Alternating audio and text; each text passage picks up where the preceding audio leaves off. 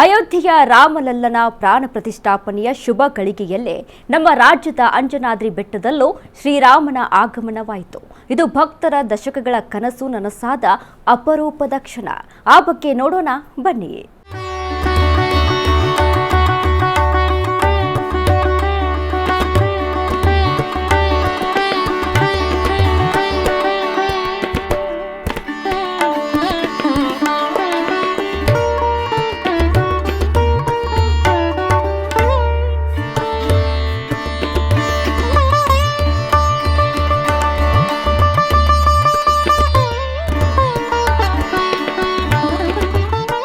ತ್ರೇತಾಯುಗದಲ್ಲಿ ರಾಮನಿಗಾಗಿ ಹನುಮ ಉತ್ತರಕ್ಕೆ ಬಂದರೆ, ಕಲಿಯುಗದಲ್ಲಿ ರಾಮನು ಹನುಮನ ಮನೆಗೆ ಬಂದಿದ್ದಾನೆ. ಈ ಎರಡು ಪುಣ್ಯಕ್ಷೇತ್ರಗಳ ನಡುವಿನ ಕೊಂಡಿಯನ್ನು ಬೆಸೆದಿದ್ದು ಮಾತ್ರ ರಾಮಚಂದ್ರ ಆರ್ ಅನವೇರಿ ಅವರ ಭಕ್ತಿ ಸಂಕಲ್ಪ. ಅಂಜನಾದ್ರಿ ಬೆಟ್ಟದಲ್ಲಿ ಶ್ರೀರಾಮನ ಮೂರ್ತಿ ಪ್ರತಿಷ್ಠಾಪನೆ ಆಗಬೇಕಾದ್ರೆ ಹಲವು ಬೆದರಿಕೆಗಳು ರಾಮಚಂದ್ರ ಅನವೇರಿ ಅವರಿಗೆ ಎದುರಾಗಿದ್ದವು. ರಾಜಕೀಯ ಮತ್ತು ರಾಜಕೀಯೇತರ ವ್ಯಕ್ತಿಗಳಿಂದ ಬೆದರಿಕೆ ಕರೆಗಳು ಬಂದರೂ ಸಹ ರಾಮಚಂದ್ರ ಅನವೇರಿ ಅವರ ಸಂಕಲ್ಪ ಮಾತ್ರ ನಿಲ್ಲಲಿಲ್ಲ. ಅಂಜನಾದ್ರಿ ಬೆಟ್ಟದಲ್ಲಿ ಶ್ರೀರಾಮ ನೆಲೆ ನಿಲ್ಲಲೇಬೇಕು ಎಂದು ಹಠ ಹಿಡಿದಿದ್ದರು.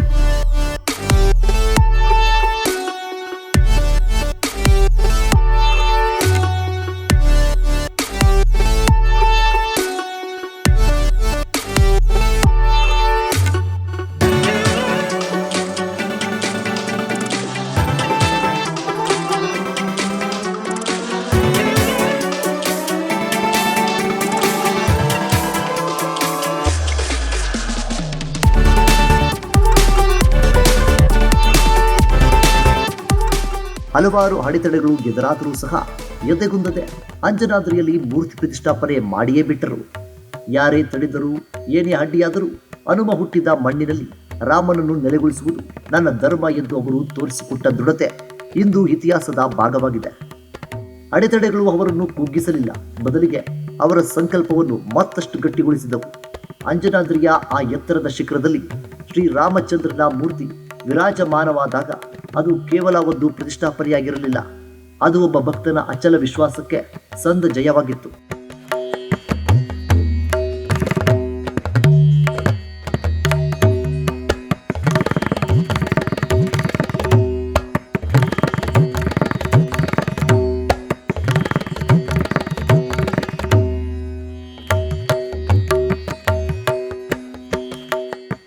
ಅವತ್ತು ರಾಮಚಂದ್ರ ಅನವೇರಿ ಅವರಿಗೆ ಸವಾಲುಗಳು ಸಾಗರದಷ್ಟಿದ್ದವು, ಅಡೆತಡೆಗಳು ಬೆಟ್ಟದಷ್ಟಿದ್ದವು.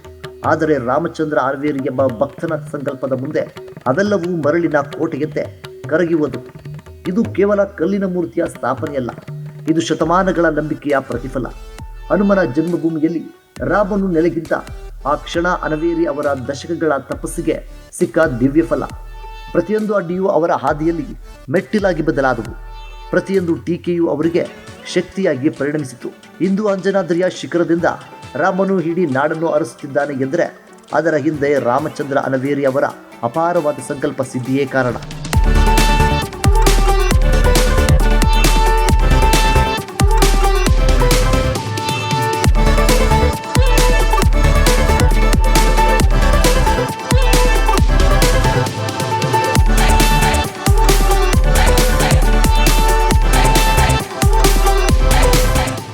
ಬದುಕು ಎಲ್ಲರಿಗೂ ಸಿಗುತ್ತೆ, ಆದರೆ ಬದುಕನ್ನೇ ಒಂದು ಸಂದೇಶವಾಗಿಸುವವರು ಕೆಲವರು ಮಾತ್ರ. ಕಾಲದ ಓಟದಲ್ಲಿ ಸನಾತನ ಧರ್ಮದ ಉಳಿವಿಗೆ, ಸಂಸ್ಕೃತಿಯ ಬೆಳಕಿಗೆ ತನ್ನನ್ನೇ ಅರ್ಪಿಸಿಕೊಂಡ ಅಪರೂಪದ ವ್ಯಕ್ತಿತ್ವ ಇರುವ ವ್ಯಕ್ತಿಯೇ ರಾಮಚಂದ್ರ ಆರ್ ಅನವೇರಿಯವರು. ಒಂದು ಕಡೆ ಭಕ್ತಿ, ಇನ್ನೊಂದು ಕಡೆ ಸಮಾಜ ಸೇವೆಯನ್ನು ಮಾಡಿಕೊಂಡು ಬರುತ್ತಿದ್ದಾರೆ. ಅಧಿಕಾರ ಅಂತಸ್ತುಗಳ ಆಸೆಗಿಂತ ಧರ್ಮದ ರಕ್ಷಣೆಯೇ ಶ್ರೇಷ್ಠವೆಂದು ನಂಬಿದವರು.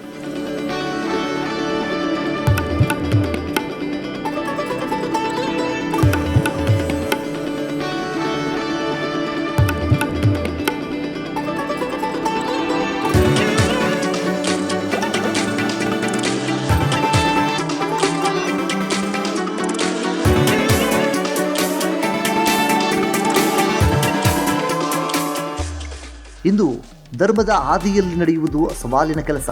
ಅಂತಹ ಸಂದರ್ಭದಲ್ಲಿ ಸನಾತನ ಹಿಂದೂ ಧರ್ಮದ ಮೌಲ್ಯಗಳನ್ನು ಎತ್ತಿ ಹಿಡಿಯುವಲ್ಲಿ ರಾಮಚಂದ್ರ ಆರ್ ಅನವೇರಿಯವರು ಮುಂಚೂಣಿಯಲ್ಲಿದ್ದಾರೆ. ಇಡೀ ಸಮಾಜದಲ್ಲಿ ಧಾರ್ಮಿಕ ಜಾಗೃತಿ ಮೂಡಿಸಲು ಅವರು ಕೈಗೊಂಡ ಸಂಕಲ್ಪಗಳು ಅಪಾರ. ಅದು ಹಬ್ಬಗಳ ಆಚರಣೆಯಾಗಿರಲಿ ಅಥವಾ ಧಾರ್ಮಿಕ ಸಭೆಗಳಿರಲಿ, ಅಲ್ಲಿ ಆನವೇರಿಯವರ ಉಪಸ್ಥಿತಿ ಎಂದರೆ ಅದಕ್ಕೊಂದು ಅರ್ಥ ಇರುತ್ತೆ. ಅವರ ಭಕ್ತಿ ಕೇವಲ ಭಾವವಲ್ಲ, ಅದು ಸಮಾಜವನ್ನು ಒಗ್ಗೂಡಿಸುವ ಒಂದು ಶಕ್ತಿಯಾಗಿದೆ.